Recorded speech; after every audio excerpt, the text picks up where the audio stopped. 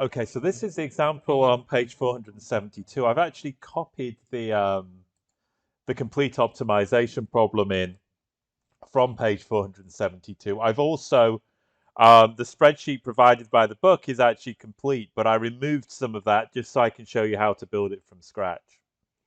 So what we have here is we've got our two brands of ski, and one, the Deer Crest, is slightly more profitable than the other. But at the same time, there's two stages of the creation process. There's the kind of first stage, labor hours, and then there's the fabrication process. So for the first stage, the Jordanelle requires 3.5 hours and the Deer Crest 4 hours, and we're allowed a maximum of 84 hours. In the second stage, the Jordanelle takes 1 hour, the Deer Crest 1.5 hours, and we have a total of 21 hours. We also have an additional constraint in that we must make at least twice as many Deer Crest as Jordanelles. Now, just if you were to put the -2 Jordan, if you were to add 2 Jordanelles to each side of this kind of inequality, we'd get Deer Crest is greater or equal to 2 Jordanelles. And then all these values need to be greater than 0, but we can add that in Solver relatively quickly. So we have the quantity produced here. So what we want to actually do is we want to create the left-hand side so we can actually compare them with these constraints up here. So these, we have the two major constraints here, and we also have the profit unit. So the fabrication, sorry, we had two stages, the fabrication and the finishing stage. I got them mixed up. So we have the fabrication, we have 3.5 Jordanelle plus 4 Deer Crest is less than or equal to 84. And we could actually say 3.5, that's my coefficient. Let's just make sure we get the right one. Times by the number of units. And I'm just going to actually put $1 on this one, as I'm probably going to drop down. So that's the fabrication. And we can just go to the right.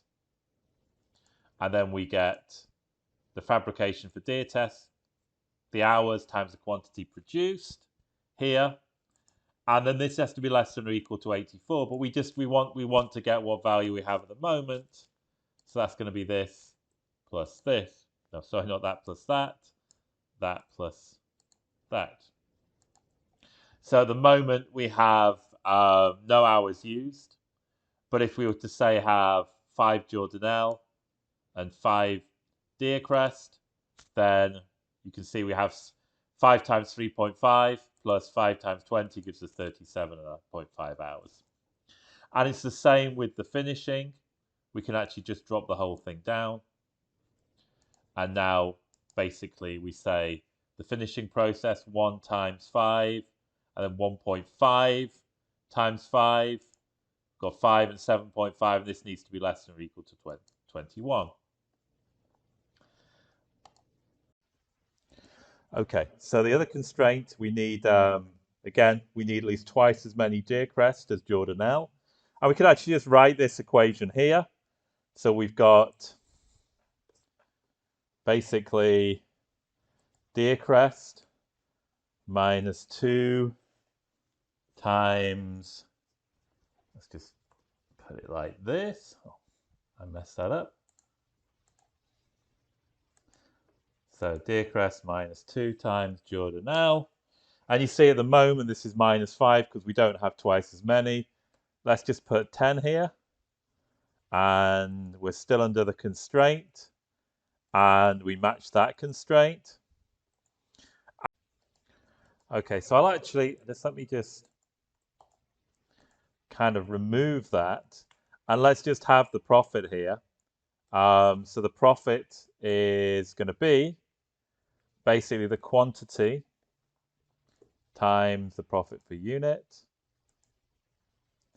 And here is going to be the quantity times the profit per unit.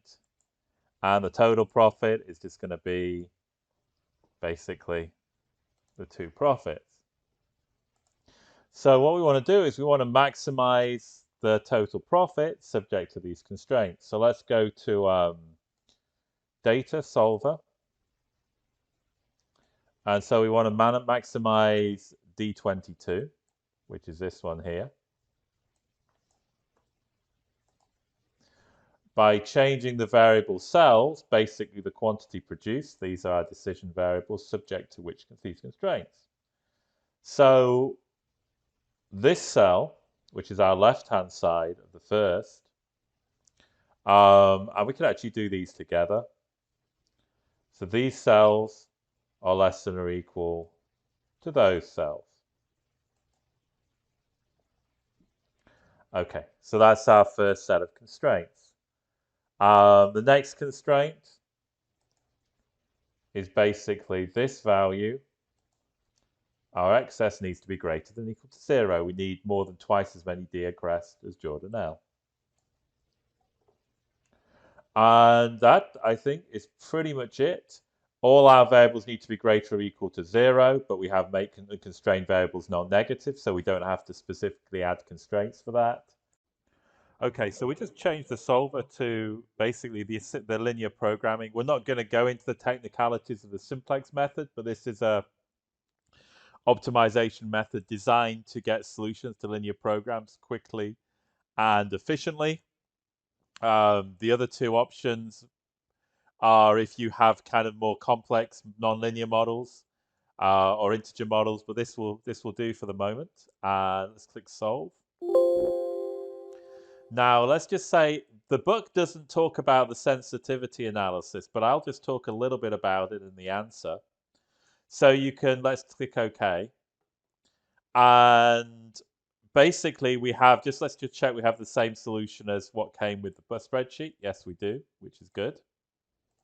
We have the same profit.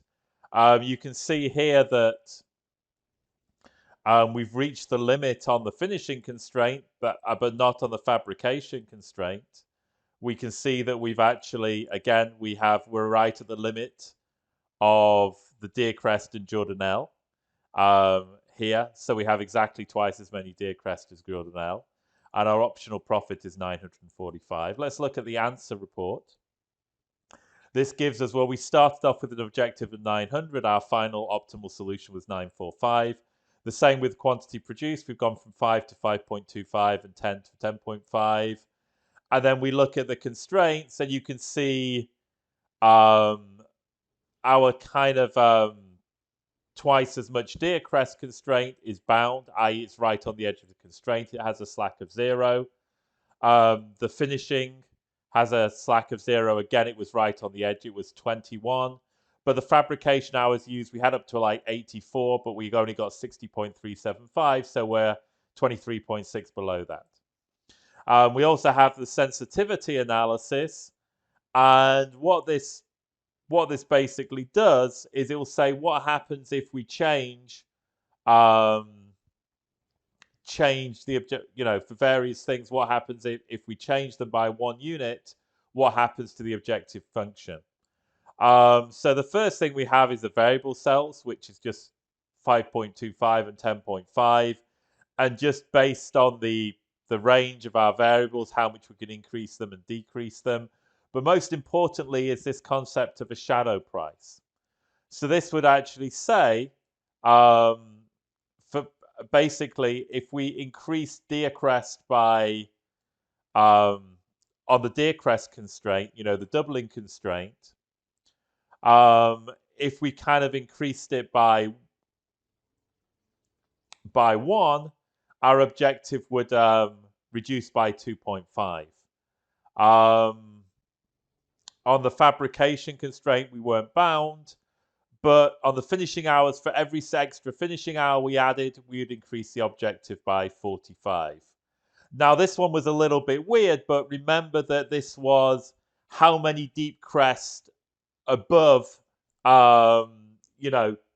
twice as many of the other product we had, and so if we even made this even stronger, saying we need to have twice as many as the product plus 1, then we remove the objective would lower by 2.5. And again, the finishing hours, if we increase the finishing hours by 1, then we would able to have an objective increase of 45. Okay, so that was that little example. We kind of started off, we kind of built it up. I kind of copied and pasted the objective, the actual thing from the book. And then we finished off with the answer and sensitivity reports.